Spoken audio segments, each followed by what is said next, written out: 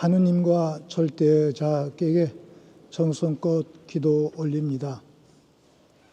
우리 선조들의 은덕을 기리면서 기도하고 특히 순국 선열들 민주화와 이 땅의 남북일처 화합을 위해서 애쓰시다가 고통받으신 모든 분들, 청년, 학생, 시민, 노동자, 농민 모든 분들 마음속에 기리면서 기도 임합니다. 오늘 우리 CR 순례자 행사에 오신 모든 분들의 좋은 뜻 선조들과 하느님 받아주시어 아름다운 열매 맺게 해주십시오. 이곳 저희들 첫 장소로 명동 성당을 찾아왔습니다. 명동 성당에 얽힌 많은 이야기들을 간직하면서 특히 1970년, 80년대 때 청년 학생들의 보금자리였던 이곳에서 우리 사랑하는 모든 분들 모시면서 민족을 위한 공동체를 위한 기도 올립니다. 세계 평화를 위해서도 기도 올립니다. 하느님께서 들어주십시오. 성령 안에서 우리 주 그리스도를 통하여 비나이다. 아멘. 네, 성당에 대한 이 설명을 들으셨는데 이 성전이라는 게 역사를 우리가 알아야 될 것 같아요. 저도 성경 배우면서 느꼈던 건데 원래 하느님께서는 그냥 백성들 속에, 민족들 속에 계셨어요. 에집트의 노예 사이하시는 그분들을 보시면서 아파하셨어요. 내 백성들이 고생하는 거 보니까 내가 아프다. 모세를 부르셨어요. 야, 모세야, 너 가서 내 백성들을 구해라. 이게 탈출기, 출애굽기 3장에 나오는 말씀입니다. 이제 여기에 나오는 그 신과는 우리가 알아야 돼요. 그리고 그 백성들을 해방시키면서 갈대바다를 건너 시나이 산을 거쳐 사막을 거쳐서 40여 년 만에 이제 약속의 땅에 도착하게 되는데 오랜 세월이 지나갔습니다. 이제 뭐 이민족의 침략도 받고 또 하고 배반하고 이러면서 우여곡절 끝에다가 첫 번째 왕이 생겼어요. 이웃에 보니까 왕이 있는 거예요. 사울 왕인데 하느님의 눈밖에 나서 그 다음에 뽑힌 왕이 다윗이에요. 다윗이란 말 들어보셨죠? 사울의 사위예요. 다윗이 왕이 된 건데 이 사람도 젊었을 때부터 싸움도 많이 하고 사람도 많이 죽이고 그랬는데 어쨌든 예루살렘에 들어와서 왕궁을 짓고 딱 이렇게 있는데 마음에 걸린 거예요. 밖에 보니까 하느님의 궤, 십계판을 담겨놓은 하느님의 궤는 천막 속에 있는데 자기는 왕궁에 있는 거예요. 너무 마음이 이렇게 걸려서 내가 성전을 지어야 되겠다 하느님을 위해서. 그게 이제 예언자에게 여쭤봤더니 나탄 예언자가 하느님의 말씀을 전하시는 거예요. 야, 내가 언제 뭐 널 보고 집을 지어달라고 그랬냐? 나 집 필요 없어. 이 궤 속에 있는 게 나야. 나는 민족과 함께 움직이는 존재야. 이러시는 거예요. 그리고 너는 사람을 많이 죽이기 때문에 너는 할 수 없어. 네 아들이 져야 된다. 그 아들 솔로몬이 아들이 되었어요. 솔로몬이 성전을 짓는 거예요. 그래서 크게 아름다운 성전을 졌는데 솔로몬이 꿈을 꿨어요. 꿈을 꾸면서 얘기할 때 성전을 다 짓고 나서 바치는 마지막 기도입니다. 아름다운 기도예요. 저 하늘, 온 우주도 하느님을 모시기에 부족한데 이 소인이 지은 이 성전이 무슨 의미가 있습니까? 그러나 하느님 하늘에서 굽어보셔서 이 성전에서 기도 바치는 이 백성들의 기도를 꼭 들어주십시오.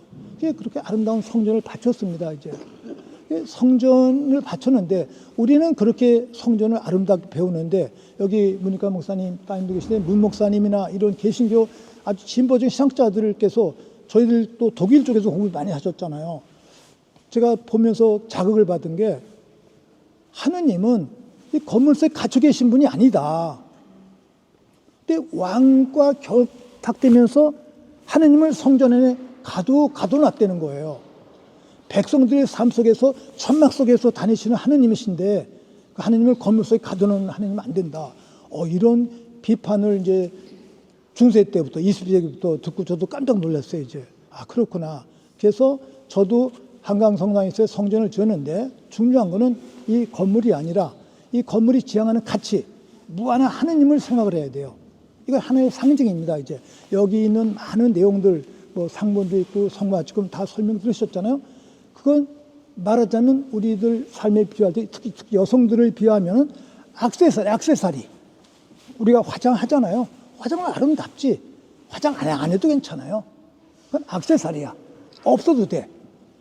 진짜는 내 본질, 내적인 가치가 가장 중요하다는 것이죠. 이제 그런 식의 내용. 그래서 근데 우리 많은 사람들이 액세서리에 너무 집착되어 있는 거예요. 액세서리는 부속품이거든. 본질을 찾아가야 된다. 이 건물과 하늘과 땅도 감당할 수 없는 하느님의 영원성, 무한성, 전능성, 이걸 항상 간직해야 된다. 이게 이제 성전의 참된 의미가 되겠죠, 이제. 근데 그걸 깨닫기 위해서는 또 이런 건물 속에서 집중하고 기도할 때 그것이 가능한 것이죠, 이제. 그런데 명동 역사, 제가 한국일보에 글을 썼습니다만, 이 명동 아까 1900 몇 년이죠? 성당 세워진 게 1902년? 1898. 그러면 128세예요. 이 성당 나이가 128세. 노인이잖아요. 제가 한국일보에 글을 쓴 적이 있어요. 이 128세 된 노인이 뭐라고 말씀하실까? 이 명동 성당에 아주 순환사가 많습니다, 이제. 명동 성당 사제들이 바뀔 때마다 뭐 밑바닥을 파고 돌을 깔고 뭐 한 게. 그래서 제가 명동에서 일할 때 저보다 은사 신부님이 저보고, 야, 명동 성당이 말을 하면 우리 신부들에게, 야, 이놈들아 좀 가만 놔둬라. 어느 놈마다 뭐 파고 붓고 너무 힘들다. 원형을 놔두지 않고 그냥 손을 대는 거야, 이제. 그런 얘기 비유를 들으면서 제가 많이 반성을 했어요. 그리고 또 우리가 70, 80년대는 명동이 봐도 민주화의 성지라고 그랬잖아요. 근데 이거를 방해하기 위해서 이것도 꾸불꾸불 못 올라오게 이렇게 한 거야, 이제 우리 후배들이. 난 참 마음이 아프고 부끄러워요. 80년 6월 항쟁 때 여기가 바로 우리 민주화의 성지였잖아요. 경찰이 다 막아주고 총약선 지켜줬던 그런 장소인데, 그런 의미를 놓친 부분이 제가 아쉽습니다, 이제 그런 내용들. 그런데 특히 1970년, 80년대 때 여기가 뜻있는 성당이었는데, 특히 또 일제시대 때는 이 자리에서 일왕을 위해서 기도를 바치고 헌금도 했던 그런 자리예요.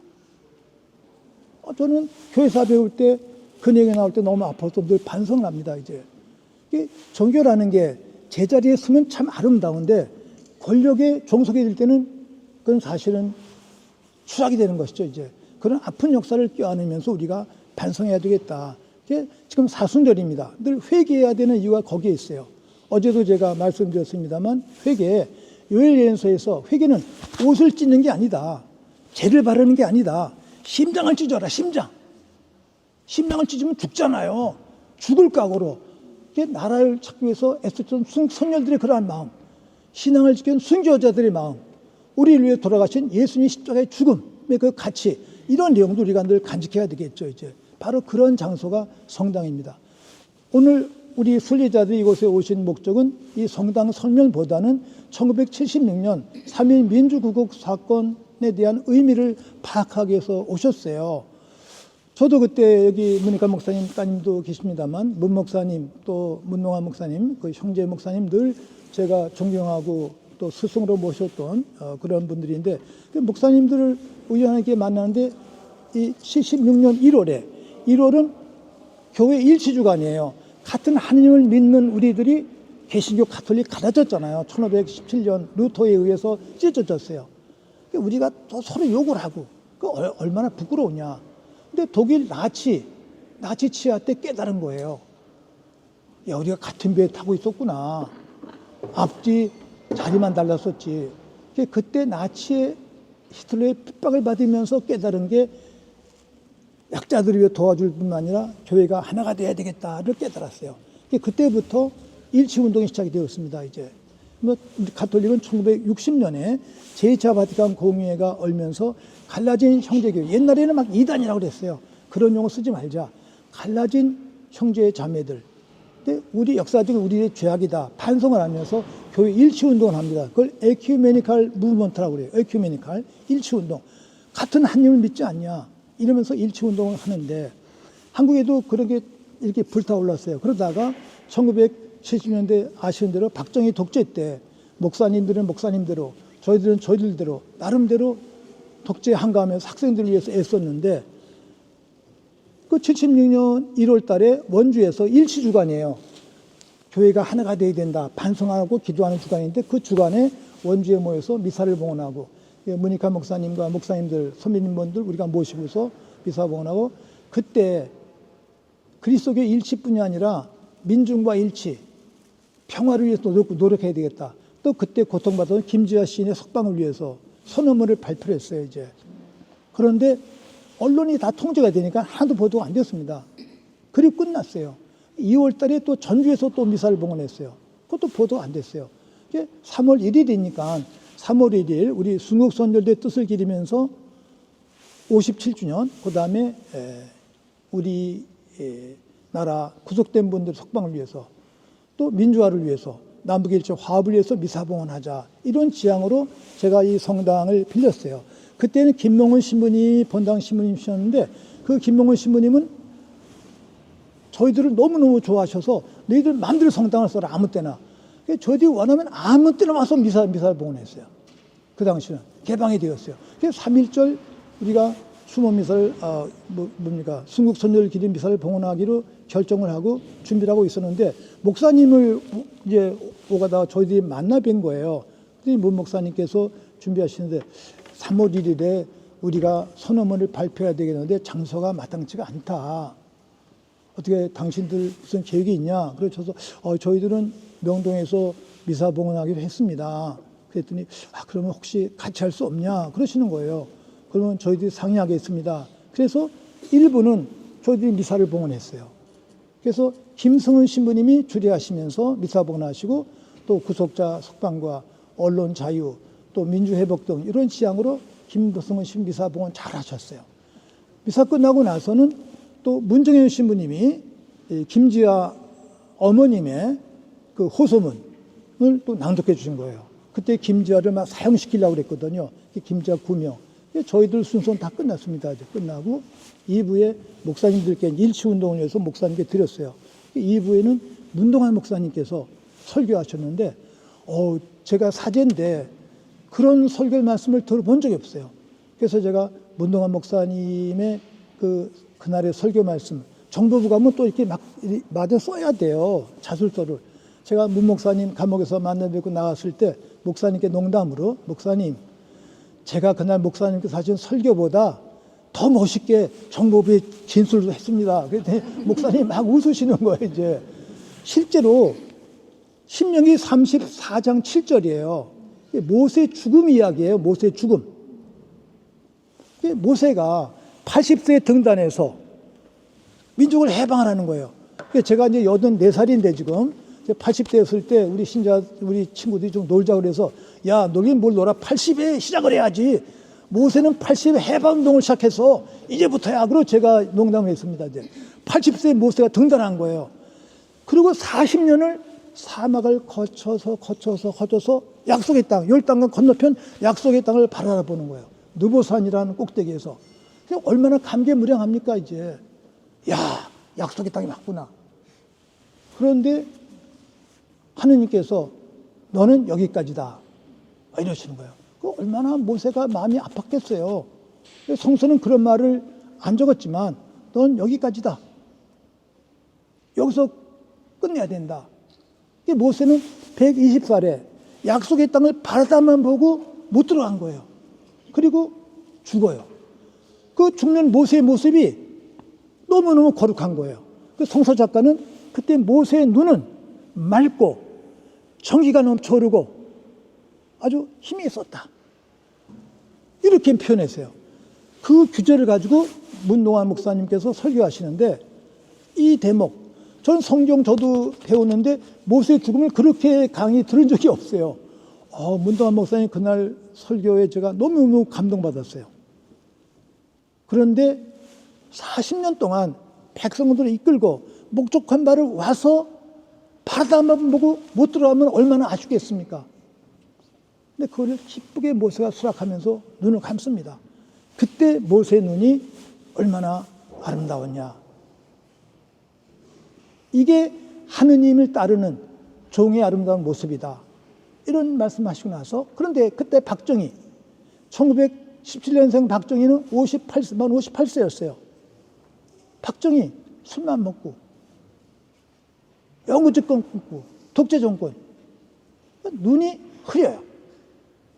모세의 눈과 박정희의 눈을 비교하는 거예요. 욕심 많은 자의 눈은 어떠냐? 그 자체가 악이다. 그렇게 설교를 하셨어요. 그래서 제가 그 뒤에 그걸 보면서 이 문노관 목사님 말씀은 예언이었구나. 예언. 우리가 모두 모세처럼 아름다운 삶을 살아야 돼요. 백성을 위해서 헌신하는 삶을 살고 죽을 때 기쁘게 선정할 수 있는 그러한 자세. 욕심을 가진 자의 눈은 흐린 거예요. 그래서 그 신명기의 말씀은 과거 이야기가 아니라 오늘의 이야기, 그게 아니라 미래의 이야기, 예언이에요. 그 오늘 살고 있는 우리 모두에게 너의 눈은 어떠냐? 라고 묻는 물음표기도 한 것이죠, 이제. 이런 내용들. 저는 문 목사님의 그 말씀을 늘 간직하면서 지금까지 사제로서 지내오고, 또 제가 다른 분들 만날 때마다 이 메시지 정하고, 제가 27일에 기독교회관에서 그 기도할 때 설교 주제로 제가 이 대목을 선택을 했습니다, 이제. 그리고 제가 프린트해가지고 자료를 줬는데 여기 혹시 남아있는지 모르겠네. 혹시 주부함에 어저께 있는 것 있으면 한 50장 있다 수년 가져와 보세요. 남아있는. 어저께 주부함에다 놔뒀던 거. 어저께 그거. 한번 찾아보죠. 그런 식의 내용들. 이렇게 묵상하면 참 좋을 것 같고. 그래서 오늘 사실 그 CR 그 대표 우리 목사님 어디 계시죠? 우리 목사님. 목사님께서 지향하신 것도 바로 명동 성당에 대한 설명보다는 오늘의 이러한 식의 의미인데 이 명동 성당 또 하려면은 또 전체적인 설명과 순례 과정을 들으셔야 된다고 그래서 제가 명동 성당 시민님께 말씀드려서 그리고 이 설명 반 듣고 반은 우리 3.1 사건에 대한 의미를 내가 설명하겠다 이러고 이제 왔습니다. 그 뒤에 제가 이제 감옥을 갔잖아요. 근데 문익환 목사님을 제가 뵐 때마다 놀란 거는 문 목사님은 감옥 가시는 거를 너무너무 즐겁게 하시는 거예요, 그냥. 기쁘게 가셔. 제가 너무 놀랐어요. 5번, 6번을 가셨는데 가실 때마다 기쁘게 가셔. 저는 힘이 들어요, 그냥. 가서는 묵상을 많이 했는데, 연세 드신 목사님은 어떻게 그러실까. 그런데 이제 그 목사님 말씀 보니까 바로 그 시인 누구죠? 그 시인 친구 시인. 윤동주 시인. 윤동주 시인이 친구시라는 거예요. 저는 감옥에서 말씀 듣고 윤동주는 옛날 분으로 알았잖아요, 우리가. 내 동창이야. 내 친구라고 그러셔서 깜짝 놀랐어요. 윤동주, 또 장준아, 다 친구라는 그런 말씀하시면서 저희 목사님을 통해가지고 그 우리 선조들을 아주 가깝게 또 제가 만나고 민족사를 더 공부하게 되었는데 바로 그 친구들이 목사님을 이렇게 움직이시면서 계속 생기를 불어 넣으셨다는 것이죠. 저기 감옥의 체험에서 재미있는 거는 목사님은 그 감옥에서 그 한 분 한 분을 정말 동료로 친구로 이렇게 받아들이시면서 마저 깨달으신 거예요. 근데 저는 거기까지는 못 가고 다만 감옥에서 제가 느낀 점은 제가 군대 생활할 때 육군교도소 헌병이었어요. 교도소 내용을 제가 잘 알아요. 그런데 서대문 구치소를 가니까 이건 육군교도소하고 그냥 상황이 안 되는 거야. 너무 힘드는 거야. 정보부에서 시달린 다음에 밤새고 가서 우리가 밤 2시에 서대문 구치소에 들어갔어요. 그러니까 11명이 이제 구속이 되니까 배당 안에 굳으니까 빈 방에 막 넣잖아요. 제가 들어간 방에서 그냥 잤어요. 그냥 가자마자. 자고 아침에 일어나니까 나도 쓰레기통이야, 내 방이 그냥 이렇게.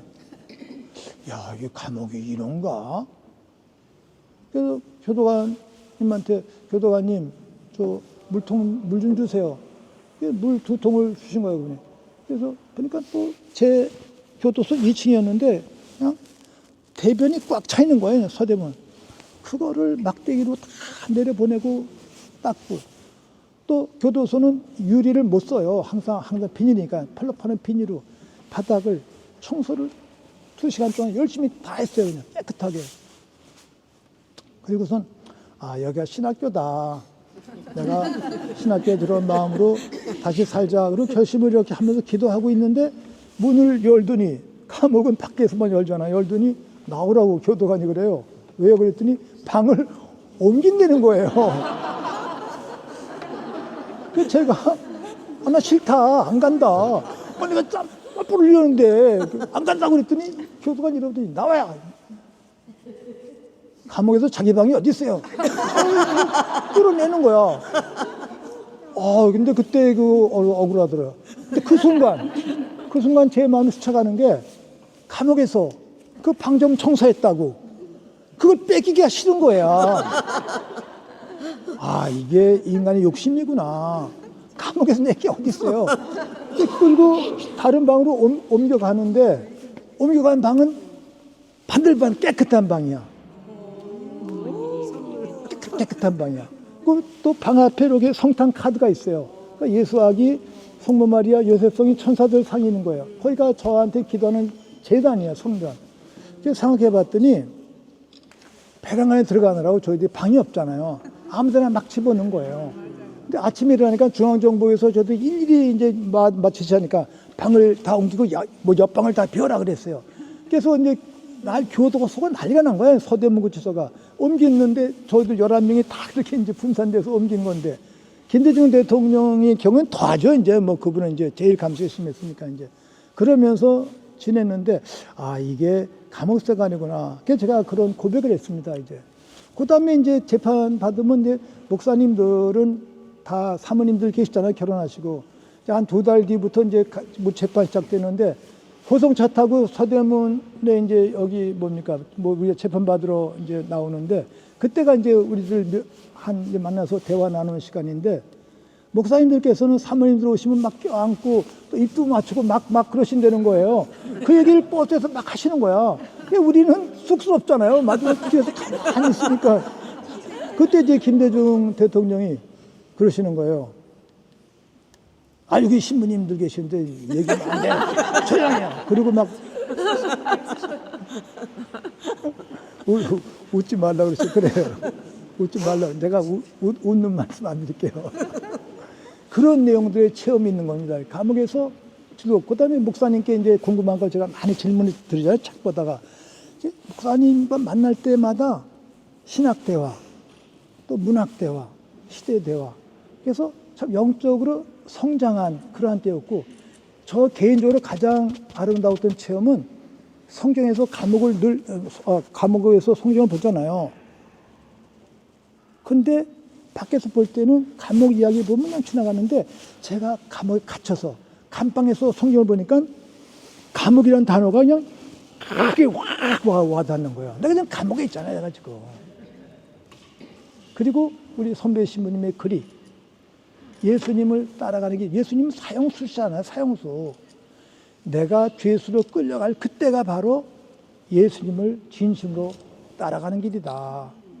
그래서 제가 성당에서는 저도 환영받고 제2육구 신자들한테 대접받고 그랬는데, 저도 죄수가 되고 끌려다닐 때 이게 정말 골고타 예수님의 뒤를 따라가는 길이구나를 묵상하면서 성화가 되었어요. 그래서 제가 묵상 글을 쓸 때 감옥의 영성이란 말을 썼습니다. 감옥 갇혔는데 바로 이게 우리를 거룩하게 하는, 깨끗하게 하는 영성의 자리다. 그래서 저는 감옥에서 성경을 다시 읽으면서 신학을 종합할 수가 있었어요. 그리고 나서 이제 제가 한강 성당에 와서 성당을 짓게 되었는데, 오늘 말씀드린 그런 취지로 성당을 짓는데, 성당 짓 때 저도 모금을 해야 되잖아요. 그 동부이천동 짠돌이 짠순이들이고 그냥 힘들잖아요. 그 중앙정보부원들 군인들 많을 때요. 거기서 제가 성당을 져야 되는데 힘들잖아요. 이게 어떡할까 기도하다 제 감옥 체험에 기도문을 만들어서 주면서 영치금 받은 거 그때 200만 원 제가 받아가지고 왔어요. 감옥에서 저는 고기밥 안 사 먹었어요. 왜냐면 내가 감옥에 들어온 것도 억울한데 내 돈 주고 밥을 사 먹어 또 더군다나. 그래서 교우들이 주는 돈을 다 그냥 이렇게 하나도 안 썼어요. 그게 200만 원 좀 됐어요. 그 당시에. 77년에 200만 원이면 굉장히 큰 돈이잖아요. 그걸 내가 돈을 딱 다 이렇게 내놨어요. 성당 질 때. 이게 기준이다. 이 아파트에 사는 바늘로 찔러도 피도 안 나오는 사람들아, 돈을 내라. 이거는 응암동 교우들, 가난한 교우들이 나를 위해서 준 돈이다. 그래서 그 아파트 사람들 압박해가지고 성당을 지면서 아까 말씀드린 그 솔로몬의 성전, 학계의 성전, 바빌론 유대 이후의 성전 이런 내용들을 설명한 성당을 이렇게 지은 그런 역사도 있습니다. 그런데 솔로몬의 그 성전, 이스라엘에게 뺏겼잖아요. 예루살렘에 있는 그 성전은 지금 맞아 무슬림의 사원이 된 거예요. 저도 그때를 가면서 성서 역사를 배울 때 이스라엘 사람들 참 마음이 아프겠다. 그런데 그건 다 껍데기예요. 그런 거는. 본질은 하늘과 땅을 제작한 하느님을 만나 뵙는 것. 오늘 우리 사랑하신 분들의 이 순례도 그 본질을 찾아가는, 사실 뭐 오늘 여기서 형소 자리 또 서대문 또 법원 자리 이건 뭐 멀지 않죠. 적어도 순례는 뭐 한 달, 두 달 또는 뭐 길으면 한 달 이 정도 해야 되는데 오늘은 그러나 오늘의 이 서너 시간의 순례를 나를 정화시키는 마음, 선조들을 마음에 모시고 부모님들 모시고 우리 남북 8천만 개를 마음에 모시고 세계 평화를 위해서 하는 아름다운 기도와 봉헌으로 그렇게 하시면은 정말 뜻이 있지 않을까 생각을 하고, 또 하나 제가 어렸을 때 배웠을 때 제르드 샤르딩이라는 프랑스 신부님이 계셨어요. 사막에 가서 중국 사막에 연구를 하는데 미사 봉헌하려면 빵이 있어야 돼. 빵, 포도주가 있어야 돼요. 근데 다 떨어졌어요. 사막에서 아무것도 없어. 미사 봉헌할 때 뭐가 있어야 되는데 어떻게 할까 그러다가 깨달은 게 아침에 딱 일어나니까 찬란한 태양이 뜨고 벌판이 있어요. 야, 빵을 만들고 술을 만드는 이 지구가 대자연이 있는데 뭘 걱정하냐. 그래서 오늘 아침 미사는 내가 이 지구를 들고 내가 미사를 봉헌하겠다. 이렇게 지어가셨어요. 지구를 들고 미사 봉헌하는 그 샤르댕 신부의 그 글. 그걸 제가 신학 배울 때 들면서 오늘 우리 오신 순례자들 CR 함석헌 선생님이 늘 말씀하셨잖아요. 그런 아주 알매 같은 데서 우리 남북 8천만 결에 세계 7, 80억을 두고 또 지금 이란의 그 정치 대표자도 그저께 살해당했다는데 이 트럼프 사실은 전 제정신이 아닌 사람이잖아요. 근데 세계를 움직이는 것도 제정신이 아닌 사람이 움직인단 말이에요. 이제. 우리 박정희도 그랬었고. 근데 한계가 있습니다. 이제. 그래서 영혼을 지향하면서 오늘 여러분들 전 우주적인 그러한 기도를 바치시면 될 수 있지 않을까. 그리고 가깝게는 76년에 앞서갔던 그 11분 구속되신 분들, 7번 또 불구속되신 우리 선조 목사님들과 교수님들 이런 분들 한 분 한 분 마음속에 모시면서 기도하시면 더욱 정화되지 않을까 이런 생각하면서 묵상을 합니다. 이제 함께 그런 내용들 잠시 묵상을 드리고, 그다음에 우리 목사님 어디 계세요? 목사님 하셨나?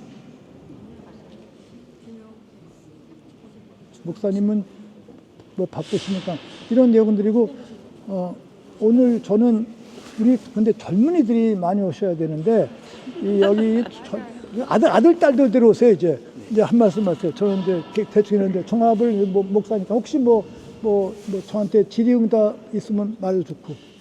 네, 그냥 간단한 질문 한두 가지만 받겠습니다. 궁금하신 있으면 하고. 지금 행사에서요. 여기에 그때 오셔가지고 구속되신 여러 목사님들하고 이우정 선생님 그런 분들 조금 언급해 주세요. 어떤 분들이? 우선 이제 문익환 목사님, 문동환 목사님, 이우정 교수님 불구속이고, 이문영 교수님, 서남동 목사님, 그다음에 안병무 교수님, 그다음에 이해동 목사님 이렇게 계셨고, 저희 사제들은 이제 신현봉 신부님, 문정현 신부님, 저 김대중 전 대통령 이렇게 11분이 구속이 되셨습니다. 이제 불구속으로 되신 분들은 윤보선 전 대통령, 그다음에 이제 정일영 선생님, 이태영 선생님 부부, 그다음에 이우정 선생님, 그다음에 우리 장덕필 신부님, 김성훈 신부님 이런 이제 7분들이 불구속으로. 윤반호 목사님도 구속이 되셨어요. 윤반호 목사님은 직접 관련은 아닌데 늘 기도회 하실 때마다 그냥 그 박정희에 대한 저주 비슷한 기도를 올리셨거든요. 한 예로 74년 8월 15일에 유경수 여사가 돌아가셨잖아요. 근데 그때 그 다음에 기도하실 때 뭐 기도회관에서 하느님 빗나갔습니다. 다음번에는 꼭 맞게 해주십시오. 이렇게 기도하셨어요. 대단한 기도잖아요. 그래서 그것 때문에 저기에 박정희란 말 아니라 박땡땡이라 그래. 박땡땡 이랬다. 그러니까 이제 목사님이 재판하실 때 나는 박땡땡이라고 한 적이 없어. 박정희라고 그랬지. 또 이러고 이제 재판이 그냥 아주 코미디였어. 코미디. 그런 내용. 네. 제가 알기로 현상우 이사장이라고 KBS 노조위원회 했을 때 여기서 많이 도와주신 걸로 알고 있거든요. 현상윤 국장 그 당시는 아니고 그 뒤겠죠. 그 당시는 그분이 이제 우리랑 그 뒤에 만났으니까 현상우 국장님. 네, 내가 한번 제가 확인해 볼게요. 네, 말씀해 주십시오. 함석헌 선생님이 계신 거 아니었나요? 네, 한 번 불구속. 네, 인물 빼셔가지고. 죄송해요. 함석헌 선생님이. 김태감 신부님. 그건 이제 뭐 기소유예.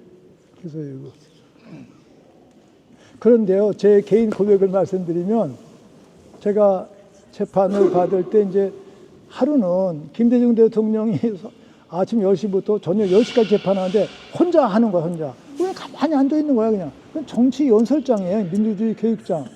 그래서 이 재판이라는 게 정말 장난이구나. 말장난이야, 말장난. 그러니까 뭐 이렇게 그 유언비어 그러잖아요. 유언비어가 뭐 유언비어야. 그 당시 그게 긴급조치 위반이었으니까 이제 그런 식의 내용들. 이게 참 코미디였는데 제 해석은 목사님들도 그렇게 해석하셨으면 하는 우리가 전도서에 잠언서에 나오는 말씀인데 사람은 계획하지만 하느님께서 완결하신다. 그런 내용이 있어요. 그때 사실은 미사가 끝나고 가만히 있어도 괜찮은 거예요. 아무 일을 한 게 없었어요. 근데 박정희 대통령 뉴스 보다가 김대중이나 이름을 듣자마자 분노해가지고 다 구속해! 이렇게 명령했대요. 이 한마디에 이제 전체가 구속이 되면서 사건이 됐는데 안병무 교수님은 감옥 체험에서 이런 현상을 이건 사건의 신학이다. 이렇게 또 정의하셨어요. 사건의 신학이다. 역사의 변화라는 것은 조그만 곳에서부터 우연하게 크게 이게 진화가 된다는 것이죠. 이제 그런 식의 내용들. 저희들의 구속된 체험이 신학적으로도 많이 묵상의 자료가 되었습니다. 이제 이게 더 신학이 깊어졌고 현실 속에 더 들어가야 된다. 그걸 깨닫게 되었고 특별히 이른바 민중들과 함께해야 된다라는 그런 식의 내용들을 목사님들 또 사제들 교수님들 더 깊이 깨닫게 되신 것이죠. 이제 50년이 지난 오늘 이렇게 목사님들과 함께 오신 여러분들과 함께 부부, 자녀, 후손들에게 이 메시지를 전달하면 참 좋을 것 같습니다. 네, 말씀해 주세요. 1917년에 박종철 의문 사건에 대해서 신문서를 발표하실 당시에 그 상황을 조금만 얘기해 주세요. 1987년도 이곳에서 우리가 발표를 했는데 1987년 박종철 구속 그 진실을 얘기하게 된 거는 1월 14일에 이제 그분이 남영동에서 돌아가셨잖아요. 그리고 나서 이제 뭐 불교 쪽에서 주로 아버지가 불교 신자니까 열심히 일하시고 전국에서 기도하다가 또 의사들도 얘기를 하고 기자들도 얘기하다가 이게 숨겨져 있었어요. 그런데 3월 말쯤 이부영 선생님이 영등포 교도소에 갇혀 계셨는데 그 당시에 거기 교도관들도 있었고 그 경찰이 붙들려 왔는데 그때 안유 계장 최근에 이제 공평 그전에 옛날에 얘기 안 했어요. 그 당시에 보안 계장이 딱 보니까 경찰이 너무 조작을 하고 있는 거예요. 너무너무 안 돼서 그 내용을 이부영 씨한테 다 얘기해 준 거예요. 이부영 선생님이 그걸 써가지고 자기 친구 김정남 씨한테 내보냈어요. 교도관을 통해서. 전병영 선생님 또 한재동 선생님 통해서 그 내보낸 거를 가지고 저한테 왔어요. 저희들 보고 발표하면 이 나라가 바뀐다 그러는데 저 발표하려고 준비를 다 했어요. 이동민 변호사님과 또 유현석 변호사, 황인철 변호사님이 준비해가지고 김수환 추기님께 말씀드렸더니 야, 그거 죽이면 어떡하냐. 또 그러시는 거예요. 저도 또 부담도 되고 해서 어떡하지 주춤주춤하고 있는데 4월 달이 됐어요. 국회가 열렸는데 우리가 좀 힘들어하니까 그 국회에서 면책특권이 있으니까 국회의원들이 발표하시겠다고 그래요. 너무 좋잖아요. 발표하세요로 이제 돌려 보내드렸어요. 근데 그때 김영삼 이제 전 대통령 신민당 총재 있을 때인데 국회의원들이 봤더니 못하겠다고 한 달 뒤에 또 연락이 온 거예요. 또 왔어요. 그러니까 이거 십자가를 져야 되나? 그리고 너는 이제 구파발 성당 미사 지내러 다닐 때인데 김정남 씨 이제 수배 중에 도망 다니시다가 또 고영구 변호사님하고 따님 부인이 편지 가지고 오신 거예요. 구파발 성당을 저한테.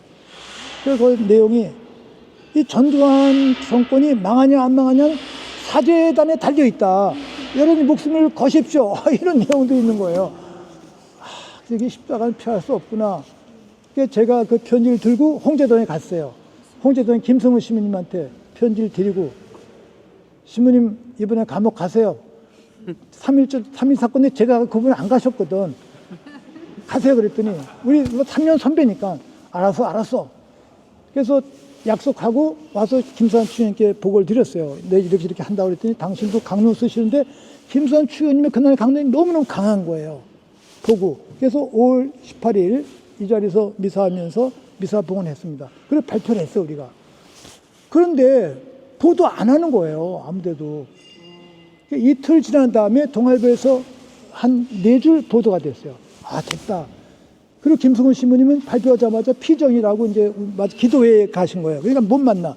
그래서 제가 밖에서 이제 일을 하면서 했는데 그 당시는 시대가 좋은 게 검찰과 경찰이 싸울 때예요. 근데 경찰이 너무 권한이 있어서 안명동에서 막 할 때인데 검찰도 불만이 많았거든요. 이미 검찰은 2월부터 다 알고 있었어요. 알고 있던 걸 못했는데 우리가 터뜨려 주니까 잘 됐다 그러고 전두환한테 가니까 전두환이 어떻게 다 해주시더라. 그래서 막 구속시키고 그러면서 그 뒤에 검찰총장 되신 분 이종남인데 이종남 검찰총장이 천주교 신자예요. 예, 저를 만났어요. 그래서 그분하고 하면서 실제로 일을 잘 진행할 수가 있었어요. 그런 뒤에 이제 하느님의 은총의 사건이 있었습니다. 이제 기적과 같은 사건이었죠. 이제 그런 내용들.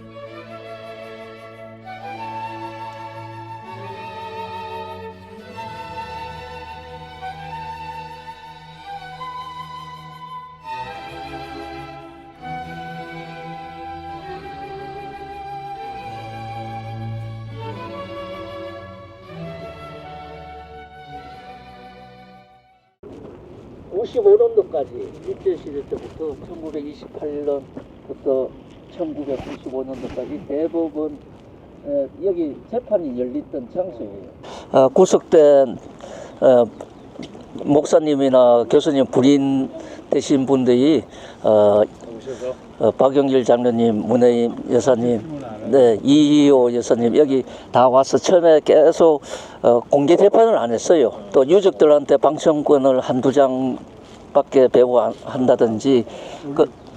네, 안녕하세요. 저는 문동환 그 목사님, 문혜림 사모님 그 딸 문영미라고 합니다. 반갑습니다. 아니 갑자기 얘기해달라 그러셔가지고 제가 좀 두서없이 생살수설 얘기하게 될 것 같은데 잘 이해하고 들어주시고요. 저는 당시에 초등학교 4학년이었어요. 근데 이제 어머니가 싸우시고 이러는 것들, 면회 갔던 거 이런 것들을 너무 그때 그게 뭐 슬프거나 힘들다거나 이랬던 거보다는 굉장히 어떤 인상적인 사건이었어서 제 뇌리에 굉장히 생생하게 많이 남아 있었던 것 같아요. 그리고 그 어른들이 굉장히 자랑스럽게 투정을 하셨잖아요. 감옥에 갔다 그래서 뭐 부끄럽다거나 뭐 이랬지 않았기 때문에 저희들도 굉장히 재밌게 이렇게 재판할 때 이렇게 쫓아다니면서 덕수궁에서 묵찌빠도 하고 놀고 그러면서 이제 그랬던 기억이 많이 나고요. 저 그리고 이문영 교수님 딸 아들 뭐 이렇게 해가지고 저희가 한 중학생부터 제 동생 유치원생까지 쪼로록 이렇게 나이대별로 있었거든요. 그래서 저희 자녀들은 자녀들끼리 모여서 또 굉장히 재밌게 놀고 그랬습니다. 근데 물론 이제 어른들 부모님들은 특히 저희 엄마 같은 경우에는 미국에서 시집을 오셨거든요. 그래서 그 남편만 보고 이렇게 한국에 시집을 왔는데 갑자기 남편이 감옥에 가버리니까 엄마가 농담을 굉장히 잘하셨는데 국제결혼 할 때는 남자만 볼 게 아니라 나라도 봐야 되겠다고 이렇게 유머러스하게 농담도 많이 하고 그러셨지만 많이 울기도 하시고 굉장히 힘들어 하시던 그런 순간들이 또 기억이 납니다. 저희가 오늘 설명 들은 것도 그렇고 사실 그 3.1 민주 구국선언문 하면은 그 감옥에 들어가셨던 그 남성들 위주로 저희가 많이 기억을 하잖아요. 근데 사실 제가 그때 봤을 때는 그 감옥에 들어가서 앉아 계시고 고통받으셨던 분들도 중요하지만 바깥에서 그 부인들은 그거보다 10배, 100배 더 힘들게 싸우고 또 자식들 돌보고 또 그걸 언론에 알리고 이렇게 조직화해서 투쟁하고 싸우고 이랬던 그 활동들이 정말 남편들에 비해서 정말 그 10배, 100배 더 이렇게 중요한 건데 어떻게 보면 역사에 그런 것들이 잘 기억되지 않고 저희가 옛날 뭐 조선시대에서부터도 중요한 사람들 그 남성 위주로 많이 역사가 기록되잖아요. 근데 50년밖에 안 되고 얼마 되지 않은 역사임에도 불구하고 그런 여성들의 역사가 많이 잊혀지고 있다라는 게 그 옆에서 현장을 지켜봤던 저로서는 굉장히 아쉬운 그런 부분입니다. 그래서 좀 말씀을 드리자면은 아까 말씀드렸듯이 이제 공개 재판이 아니었고 가족들에게 그 방청권을 한두 개 정도 줘서 이제 부인들이 이거를 이제 좀 자유롭게 관람할 수 있게 그리고 여기 굉장히 공포 분위기를 조성했어요. 그래서 배제학교 쪽에서부터 이렇게 올 때 바리케이트가 다 쳐져 있고 막 검문을 해가지고 들어가는 사람들이 이렇게 하니까 이렇게 굉장히 공포 분위기였잖아요. 그래서 이제 언론과 민주주의의 죽음이다. 그래서 이호 선생님하고 박영숙 선생님이 굉장히 아이디어가 좋으셔가지고 그 테이프로 이렇게 십자가로 이렇게 입을 이렇게 가리는 어떤 십자가 모형으로 입을 가리는 그 퍼포먼스를 생각을 해서 준비를 다 해오셨다가 이제 여성분들이 이제 여기 우아기 안에다가 이렇게 안쪽에다가 이렇게 그 테이프를 붙이고 있다가 여기 배제학교 앞에서 이제 길바닥에서 딱 농성하면서 그걸 딱 이렇게 테이프를 입에다 붙여서 이렇게 시위를 한 거예요. 그런 식으로 국내 언론은 다 차단돼 있었지만 외신들이 굉장히 많았어가지고 그 외신의 눈에 띌 만한 굉장한 퍼포먼스를 이렇게 매번 다르게 그랬더니 또 이제 또 경찰들이 달려들어서 막 테이프 다 뜯고 막 머리끄댕이 잡아당기고 굉장히 폭력적으로 이제 진압을 해서 또 이제 부인들이 또 끝나고 종로오가에 가서 또 회의를 해서 아 그러면 어떻게 할까 이렇게 하다가 너무 폭력적으로 그 진압을 하니까 그럼 우리 고유의 좀 한복을 좀 이렇게 맞춰 입으면 그렇게 못하지 않을까. 그리고 눈에 너무 띄니까 이 사람들이 부인들이라는 게 눈에 띄잖아요. 그래서 이제 이종옥 사모님, 이해동 목사님 사모님이 그 중에서 제일 막내셔가지고 온갖 심부름을 다 하셨대요. 그래서 동대문에 가서 그 약간 싸구려 보라색 이제 한복을 8벌 사가지고 당시 3,000원이었대요. 사가지고 그거를 입고 딱 이제 시위를 딱 벌이니까 또 박용길 장로님은 집에서 부채에다가 자유롭게 공개 재판이라는 거 붓글씨로 딱 써갖고 와서 이렇게 그 아까 걸어오신 그 덕수궁서부터 여기 법원 자리까지 그리고 배제학교 여기가 주요 이제 시위하는 그 장소였던 길이에요. 그래서 거기서 이제 시위에서 이렇게 오다 보면은 그러니까 눈에도 굉장히 띄고 그렇게 하다가 이제 막 외신들이 막 촬영하고 나면은 또 좀 이따 경찰들이 들이닥쳐서 그 소품을 다 뺐고 그러면 또 부채도 했다가 또 날이 더우니까 양산겸 우산을 또 사가지고 보라색으로 거기다 또 이렇게 위에다가 자유롭게 공개 재판 민주주의 이렇게 써가지고 또 시위를 하고 매번 또 이거를 뺏기고 그래서 한 번은 또 그런 일이 있었대요. 오늘처럼 비가 오는 날이었는데 덕수궁 앞에서 시위를 하다가 이제 그날 비옷을 입고 그러면 오늘은 재판에 또 들어가 보자 한번 새롭게 하기 위해서 그래서 재판장에 이제 그걸 당첨권을 받아서 들어갔는데 이렇게 우비를 이렇게 다 입고 있었기 때문에 안에 뭘 입었는지 몰랐는데 딱 우비를 딱 벗으니까 여기 십자가를 이렇게 빨간색으로 이렇게 그래갖고 완전히 거기서 판사들이 보고 무슨 십자군이 나타났는 줄 알 정도로 약간 공포 분위기 같이 그리고 이제 그때가 딱 지금처럼 이렇게 사순절 기간이었어요. 그래서 부활절 앞두고 있고 그때 색깔이 이제 그 고난과 이후 부활을 상징하는 보라색을 교회에서는 사용을 하잖아요. 그래서 이분들이 전부 어떻게 보면은 그 부인들이기도 했지만 교회 여성 지도자들이기도 했어서 이유정 장로님, 뭐 박영수 선생님, 이유호 선생님, 그다음에 박용길 그 장로님 이렇게 그랬기 때문에 그런 YWCA 활동도 많이 하셨고 그래서 이제 그 보라색으로 그때서부터 이제 이 3.1 그 구국선언문 그 상징 색깔이 된 거예요. 그래서 모든 것을 다 보라색으로 한복도 보라색으로 맞췄고 원피스도 보라색으로 맞춰 입고 여기에 남편의 수인 번호를 이렇게 수놓아 가지고 이렇게 입고 다니시고 또 이제 결정적으로 가장 많이 알려진 거는 빅토리 숄이라고 하는 건데 그 보라색으로 이렇게 V자로 뜬 빅토리 숄 혹시 보셨는지 모르겠어요. 저희 통일의 집에 가면 그게 전시돼 있거든요. 그거를 이제 부인들이 또 면회 가고 뭐 재판장 가고 뭐 버스 타고 어디 다니고 이러면 시간이 굉장히 많잖아요. 그때 코바늘 뜨기로 내 코를 뜨면서 민주회복 이렇게 그렇게 만 코를 이거를 뜨면은 하나의 그 빅토리 숄이 완성이 되거든요. 그래서 그거를 또 저희 어머니가 이제 영어로 빅토리 숄 스토리라고 이렇게 적어서 이거를 또 해외로 이렇게 많이 판매를 했어요. 근데 저희 어머니 같은 경우에 그때 이제 미군 부대에서 상담사로 일을 하셨거든요. 그래서 그 국내의 그 우편으로는 이걸 해외에 보낼 수가 없잖아요. 다 검열이 되니까. 그러니까 미군 부대 우편을 통해서 국내에 이런 그 빅토리 숄을 제작해서 해외로 팔고 그 스토리를 알리고 홍보하고 또 해외에서의 소식도 이렇게 가지고 들어오는 그런 역할을 하면서 이 빅토리 숄을 이제 그 수많은 여성들이 많이 떠가지고 이거를 이제 그 남편들의 어떤 투쟁 자금보다는 그 무위탁 재소자들 그리고 학생 운동하다가 전국에 갇혀 있는 학생들인데 이렇게 좀 도움이 필요한 그런 친구들한테 영치금을 넣어준다든가 그런 걸로 사용을 하시고 이제 바자회도 하시고 그랬던 걸로 이제 그 기억하고 있습니다. 네. 그리고 아마 이따가 또 가시면서 그 수도교회 쪽으로 이렇게 해서 가실 텐데 그 얘기도 그냥 제가 간단하게 할게요. 네. 그래서 이제 여기서 계신 곳이 서대문 형무소였잖아요.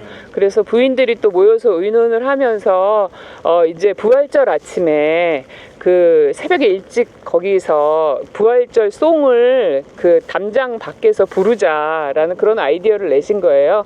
근데 그때는 당시 이제 통금이 있어가지고 새벽에 일찍 갈 수가 없어가지고 사직터널 이렇게 이쪽에 가면은 거기 수도교회라고 지금도 있거든요. 네, 옛날 수도교회 김상금 목사님이 그때 계셨었어요. 그래서 수도교회에서 하룻밤 이제 자든가 이제 하룻밤을 이제 지내고 새벽 일찍 걸어서 내려와서 서대문 형무소 뒤에 담장에 올라가서 이제 새벽송을 부르시는데 그때 이제 갈릴리 교회에서 많이 불렀던 그런 투쟁가 같은 어떤 그런 곡들이 있거든요. 갈릴리 해변서 떡을 떼사라는 그런 노래도 있고 그래서 그런 찬송가들을 막 불러서 감옥에 계신 분들도 갈릴리 교회 우리 부인들이 왔구나 이런 것들을 알게 됐대요.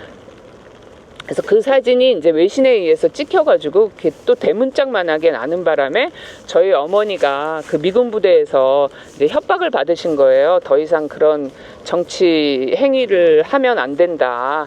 그래서 이제 좀 어려움도 겪고 그러셨는데 그런 외신들한테 다 이제 사진 찍혀서 나간 다음에 막 이제 경찰들이 와가지고 또 연행에 가가지고 그렇게 고초를 겪으셨던 그런 것들을 많이 좀 기억을 해주시고 네. 그랬으면 좋겠습니다. 감사합니다. 네. 그러니까 대법원이 네네. 여기가 유명한 거는 대법원은 사실심이 아니라 법률심이거든요. 그러니까 근데 그 당시 법정이 지방법원이나 고등법원은 이렇게 큰 법정이 없었어요. 대법정이. 그러니까 사람들이 많이 오고 큰 사건이기 때문에 1심과 2심도 대법정에서 여기서 재판을 했어요. 쭉 이렇게. 그래서 유명한 3.1 사건도 그랬고 그 전에 박형규 목사님 부활절 사건 그 다음에 선교자금 횡령 사건 이런 것들도 전부 다 대법원에서 1심, 2심을 이렇게 지금 따님이 얘기하신 거는 1심 때부터 다 얘기네요. 그렇죠. 옛날 김대중 선생 사형 선고도 여기서 다 마찬가지고 그래서 여기서 끝까지 다 한 걸로 알아요. 네, 그러니까 그래서 워낙 많은 사람들. 사모님들이 아까 덕수궁고 앞에서도 쭉 서서 이렇게 데모도 많이 하시고. 감사합니다.